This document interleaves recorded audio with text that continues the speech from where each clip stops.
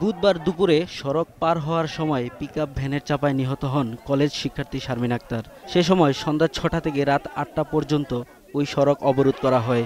গতিরোধক নির্মাণের আশ্বাসের পর তুলে নেওয়া হয় অবরোধ। বৃহস্পতিবার সকাল পর্যন্ত গতি প্রতিরোধ নির্মাণে কোনো উদ্যোগ না নেয় আবারও সড়ক অবরোধ করে এলাকাবাসী। এডিসি সাহেবরা আমাদেরকে আশ্বাস দিয়ে গেছেন, কিন্তু আমাদের কাজটা করেন নাই। এখন আমাদের একটাই দাবি, এখন থেকে আমাদের কাজটা ধরতে হবে ভাই। যতগুলো অ্যাক্সিডেন্ট হয়েছে কেউ বাঁচে নাই, যদি না করে তাহলে আন্দোলন চলতেই থাকবে। কর্পোরেশনের যে ব্যক্তি দরকার এখনই আসবে, এখানে এসে আমাদের জন্য স্পিড ব্রেকার, দুই পাশে দুইটা স্পিড ব্রেকার তৈরি করে দিবে, এর আর কোনো বিকল্প নাই। গতিরোধক করে দেওয়ার আশ্বাস দেয়া হলে এক পাশ দিয়ে গাড়ি চলাচলের জন্য ছেড়ে দেওয়া হয়।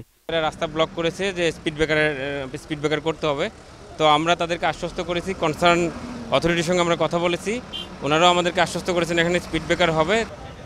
রাসেল খান, একুশে টেলিভিশন, ঢাকা।